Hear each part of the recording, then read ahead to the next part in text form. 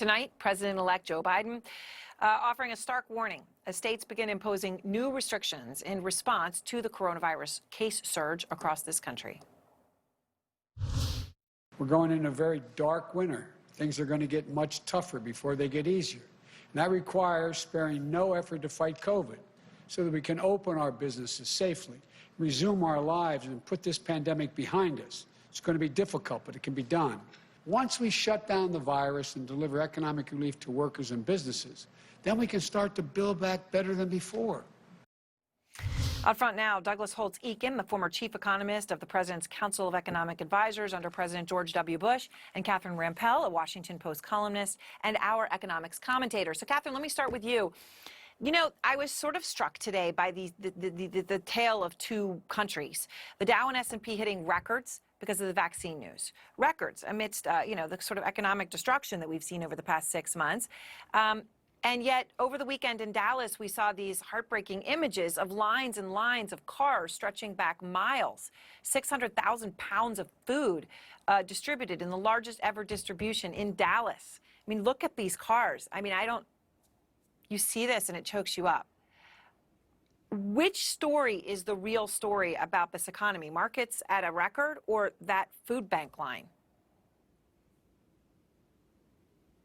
Right now is sort of a tale of two economies, right? You have white-collar, more highly educated workers, people who are able to continue working from home, who have largely recovered the jobs that were lost as a result of the pandemic.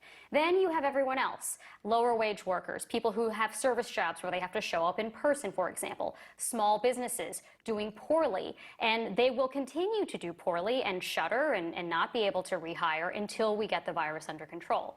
There's also the issue of the fact that markets tend to be more forward-looking, right? They're baking in the fact that there will eventually be a recovery in their profits. We don't know when that'll happen, but it looks like it's going to happen maybe a little bit sooner than we had thought, but it's still a while away. But we don't know when that'll happen. We don't know how much pain will be endured between now and then, and how much productive capacity could potentially be lost because people's skills are deteriorating, businesses are shuttering, and kids aren't learning, aren't reaching the milestones that they need. Yeah, I mean, and Doug, you look at it, I mean, small businesses are the backbone of this country, right, in terms of employment and therefore in terms of spending power. So how do these two economies continue? Well, I want to just agree with everything Catherine just said and add that when you look at the stock market, it's not pricing the whole economy. It's pricing large publicly traded companies, which are probably in the best condition to survive this. It's not pricing the nonprofits, the performing arts centers, and the small businesses of America and the workers that are in them. And so I don't think on a day-to-day basis looking at the stock market tells you much. I think what we have to do is make sure that we keep an eye on the problems that we know we have, and that includes 11 million relatively low-skilled workers who have been out of work for a long time, where UI is about to exhaust in many cases, and the small businesses who are just struggling to make sure that they can stay open and keep their employees working. And that's going to involve helping them do things to work safely, get them some PPE, get them better testing. There's some financial help as well, but they need help working in the presence of the virus. That's the top challenge until it's in the rearview mirror. So, Catherine, Professor Osterholm, who's on, the President-elect's coronavirus committee, he made it clear that there are going to be more restrictions required in states, and like we've seen in Michigan, right? Several states now imposing lockdown measures that are going to cut back on economic activity. President Trump, though, has warned again and again that he thinks this sort of a thing is a mistake, and here's how he put it last week. Lockdowns cost lives, and they cost a lot of problems. The cure cannot be, you got to remember, cannot be worse than the problem itself, and I've said it many times. Is it possible, Catherine, that these lockdowns, and I know the word means different things to different people, but these shutdowns of large swaths of the economy are causing more harm than good? I think in the long run, our economic interests and our public health interests are generally aligned. That there might be an urge to try to have as much economic activity return as quickly as possible, but that could actually slow down how quickly we are able to get infections under control, and ultimately the infections are in control of the economy.